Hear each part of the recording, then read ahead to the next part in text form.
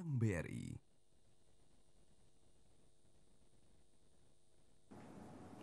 Pemirsa, terima kasih Anda masih bersama kami di Tafsir Al-Misbah mengenai surah Yunus. Orang-orang kafir, orang-orang musyrik percaya bahwa Allah memiliki anak. Allah tidak pernah beranak dan tidak akan diperanakan. Dan Allah tidak butuh anak. Kita akan lanjutkan kembali ayat kita. Silakan, Pak. Mengapa dia tidak butuh? Di sini ada dilanjutkan, segala apa yang ada di langit dan di bumi adalah miliknya. Jadi dia tidak butuh. Nanti kita akan lihat, kita baca di surat Qul Huwallahu Ahad. Sampaikanlah wahai Muhammad bahwa Allah itu Maha Esa. Tidak berbilang, Allah itu tidak memiliki bagian-bagian. Kalau saya bisa beri contoh, jam tangan saya ini baru jadi jam tangan kalau ada jarumnya, ada rantainya. Ini satu atau banyak? Dia satu. Tetapi banyak. Punya bagian-bagian banyak. Allah itu satu, tidak punya bagian-bagian. Jadi jangan berkata ada oknumnya, ada ininya. Itu yang pertama. Yang kedua, Allahus Samad. Salah satu arti samad itu adalah padat. Sedemikian padat sehingga dia tidak berpori-pori. Ya kan? Kalau dia berpori-pori, kita punya ini padat, tapi punya pori-pori, keringat bisa keluar. Kita bisa makan karena ada lubang. Ya. Kita bisa ke belakang karena ada lubang. Bisa beranak karena ada lubang. Allahus Samad. Allah menjadi tumpuan harapan sekaligus dia padat. Karena itu dia tidak beranak dan tidak diperanakkan. Ya kan? Nah, kita lihat, jadi itu. Jadi Allah tidak butuh kepada anak. Kalau begitu, untuk apa dia punya anak? Ataquluna 'alallahi ma la ta'lamun. Apakah kalian, wahai yang berkata bahwa Tuhan mempunyai anak itu, mengucapkan sesuatu menyangkut Allah yang kamu tidak punya pengetahuan sama sekali.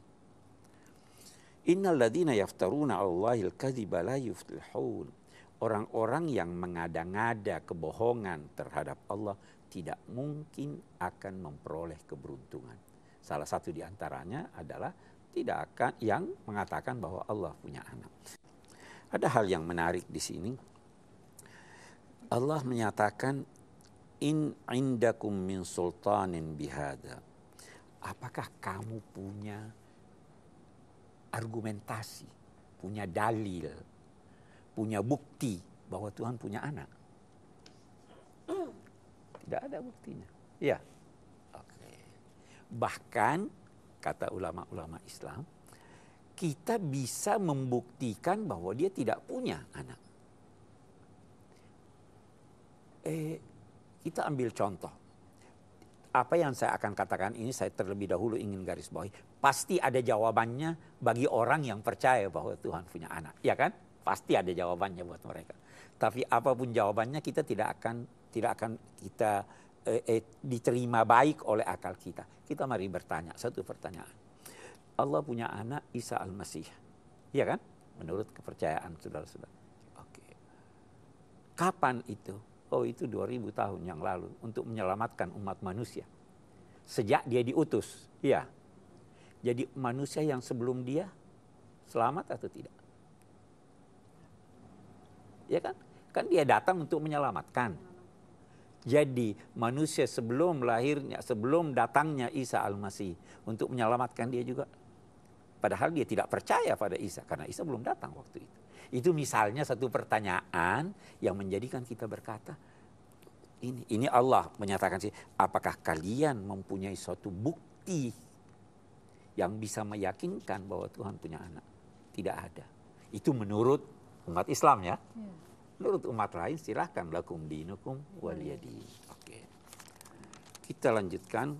Setelah ini Allah di sini menyatakan, bacakanlah kepada mereka, sampaikanlah kepada mereka kisah Nuh, Nabi Nuh. Nabi Nuh ini adalah rasul yang pertama diutus Tuhan. Ketika dia berkata kepada umatnya, kepada kaumnya, wahai kaumku, seandainya kehadiranku di tengah-tengah kamu telah membosankan kamu, dan peringatan-peringatanku tentang ayat-ayat Allah telah menjemukan kamu, maka aku berserah diri kepada Allah. Sekarang ini begini, Nabi Nuh itu hidup di tengah kaumnya sebanyak 950 tahun. 950. Memang kita tidak tahu persis perhitungan tahun waktu itu berapa.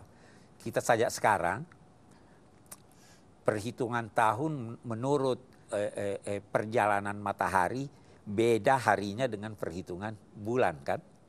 Selisih sekitar 11 hari itu setiap tahun. Ada dulu orang menghitung tahun itu dengan musim.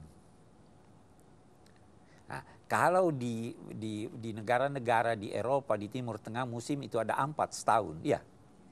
Nah, jadi bisa jadi setahun itu menurut perhitungan kita 4 tahun menurut mereka. Kalau ini kita pahami seperti itu, maka Nabi Nuh itu berada sekitar 225 tahun di tengah kaumnya. Lama juga ya. Barangkali kamu sudah bosan saya terlalu lama, sudah jemu kamu mendengar ayat-ayat ini. Nah, kejemuan itu berbeda-beda. Ada di antara kita mendengar satu lagu diulang-ulang, dia tidak jemu. Ya, senang dia. Saya di mobil ada lagu yang saya dengar terus. Ada orang diperdengarkan Quran, sudah lama itu, sudah 10 menit dengar Quran. Ada orang yang mau lama. Jadi itu berkaitan dengan jiwa. Iya kan? Penyanyi kan juga begitu ya. Nah, ini mereka karena tidak senang mendengar tuntunan agama, mereka jemu. Orang yang senang tidak pernah jemu walaupun berulang-ulang. Jadi Nabi Nuh berkata, kalau kamu sudah tidak bosan dan jemu dengan kehadiranku karena aku sudah terlalu lama, atau bosan mendengar ayat-ayat Allah yang saya sampaikan, maka saya akan terus menyampaikan ini sambil berserah diri kepada Allah. Saya akan terus menyampaikannya. Kalau kamu bosan dan akan membinasakan saya, fa'aj'u amrakum wa syuraka'akum. Kumpullah tokoh-tokoh kamu. Kumpullah berhala-berhala kamu. Kemudian jangan rahasiakan keinginanmu untuk membinasakan saya. Lalu upayakanlah untuk membinasakan saya. Jangan tangguhkan. Sekarang juga. Kamu pasti tidak akan mampu mengalahkan saya karena saya didukung oleh Tuhan. Itu kata. Kalau engkau sudah menyampaikan hal ini kepada mereka, kalau mereka masih tetap tidak mau percaya, katakanlah kepada mereka, saya ini menyampaikan ajaran ini tidak meminta upah sedikit pun. Salah satu tanda, walaupun tidak mutlak, salah satu tanda ketulusan seseorang menyampaikan nasihat tidak minta upah. Ya tahu? Saya tidak ada kepentingan. Saya tidak minta upah sedikit pun dari kamu. Saya hanya mengharapkan dari Allah. Dan saya diperintahkan untuk menjadi salah seorang muslim. Menjadi salah seorang yang berserah diri pada Allah. Saya jelaskan sedikit tentang makna berserah diri ini muslim. Saya beri contoh. Saya main catur. Atau orang bertinju. Kalah, dia menyerah. Boleh jadi waktu dia menyerah itu berkata, memang saya kalah, fisik saya tidak kuat, cara bermain saya tidak benar. Itu dia menyerah. Tetapi boleh jadi juga waktu dia bertinju itu, dia sudah jatuh, dia berkata begini, sebenarnya kalau saya berlatih lebih bagus, saya bisa menang. Ini dia menyerah atau tidak? Menyerah fisiknya, akalnya belum menyerah. Bisa jadi juga dia bertinju, dia sudah jatuh. Dia berkata, saya memang lemah. Akal saya memang tidak, saya pun kalau berlatih tidak bisa. Akalnya sudah menyerah. Terus dia berkata, memang dia lebih wajar untuk menang. saya masih belum apa-apa. Di sini hatinya ikut menyerah.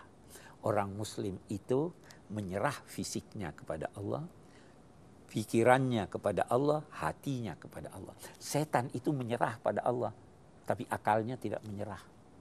Saya lebih baik dari dia. Ada orang yang akalnya menyerah, tapi masih, udah deh, hatinya masih dongkol.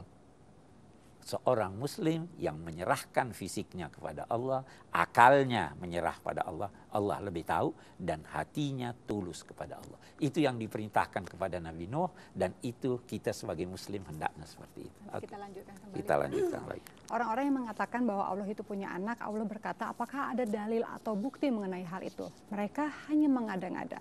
Dan orang-orang yang mengada-ngada tentang Allah tidak akan mendapatkan keberuntungan.